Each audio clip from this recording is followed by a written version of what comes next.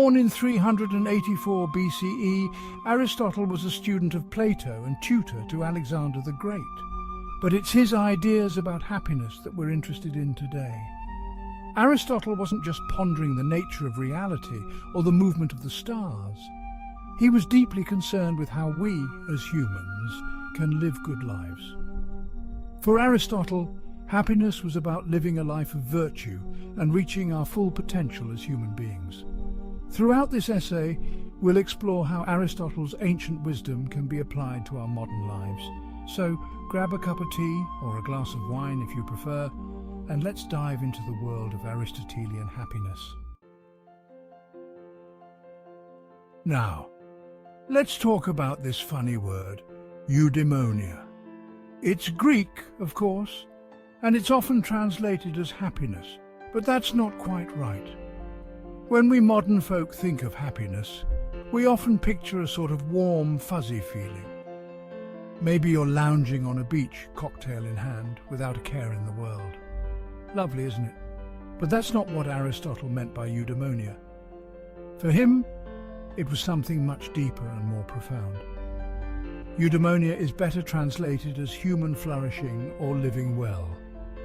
It's not just about feeling good, it's about being good. It's about living up to your full potential as a human being. Achieving eudaimonia isn't easy. It requires effort, practice, and often a bit of struggle.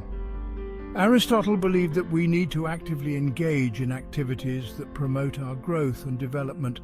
It's about living a life of purpose and meaning, not just chasing after pleasure. And the best part? Unlike that beach holiday, this kind of happiness can last a lifetime. Now let's talk about virtues. For Aristotle, virtues were the key to achieving eudaimonia, but what exactly are these virtues? They're more like character traits or habits that we need to develop. Think of them as the skills of living well. Aristotle identified several key virtues, including courage, temperance, justice, and wisdom. He understood that virtues are something we cultivate over time, through practice and experience. It's a bit like learning to play an instrument. At first, it's all fumbling fingers and wrong notes, but with practice, it becomes more natural, more a part of who you are. By cultivating these virtues, we become better versions of ourselves. We're able to handle life's challenges more effectively, make better decisions, and contribute more positively to our communities. It's not just about feeling good, it's about being good. And in being good, Aristotle argued, we find a deeper, more lasting form of happiness. Developing virtues isn't about achieving perfection overnight. It's about making small, consistent choices that shape our character. Now, let's talk about a particularly important virtue in Aristotle's philosophy, practical wisdom, or phronesis. This isn't the kind of wisdom you get from memorizing facts or solving complex equations. No, phronesis is about knowing how to act in real-life situations. It's the ability to make good judgments and decisions in the messy, complicated world we live in. Think of it as the Swiss Army knife of virtues, incredibly useful in all sorts of situations.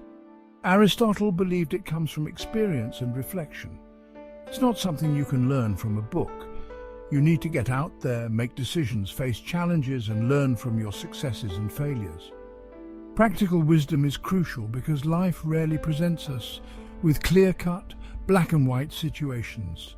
It's about finding the right balance, the appropriate response for each unique situation. The key is to learn from those mistakes and use that knowledge to make better decisions in the future. The golden mean, finding balance in all things. Aristotle's famous idea, the golden mean, it's about finding the right balance between extremes. Virtues lie in the middle ground between deficiency and excess. Take courage, for example. Too little courage and you're a coward. Too much courage leads to recklessness. Courage lies in the middle, brave yet cautious. Balance depends on the individual and circumstances. Strive for the golden mean in all aspects of life. It's the path to true happiness and flourishing. Now let's talk about something we all cherish, friendship. Aristotle had quite a lot to say about this, and he considered it essential for eudaimonia. For Aristotle, true friendship was a deep, meaningful connection based on mutual goodwill and shared values. He believed that we need these kinds of relationships to truly flourish as human beings. Aristotle identified three types of friendship: those based on utility, those based on pleasure, and those based on virtue. Friendships of utility are those where both parties benefit in some practical way. Friendships of pleasure are based on enjoyment. But for Aristotle, the highest form of friendship was based on virtue.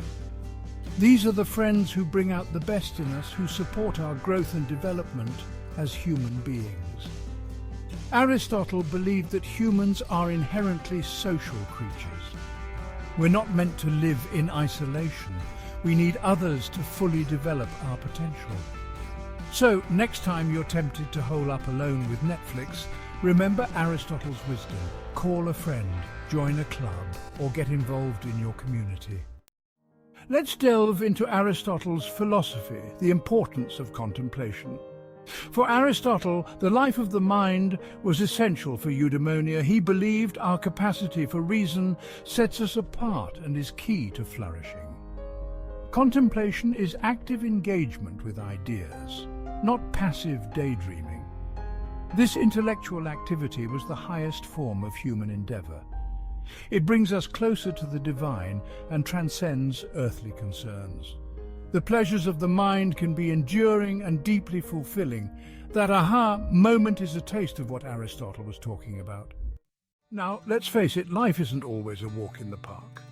Aristotle was well aware of this, and he had some thoughts on how to deal with life's challenges. He recognized that external circumstances can have a significant impact on our happiness. After all, it's hard to flourish when you're struggling to meet basic needs or facing severe hardships. But Aristotle believed that while we can't control everything that happens to us, we can control how we respond to these challenges. As the echoes of wisdom fade, remember that true growth comes from reflection. Sit with these thoughts. Allow them to deepen within your soul. Each lesson is a stepping stone on your journey. Embrace the silence and let the teachings intertwine with your spirit.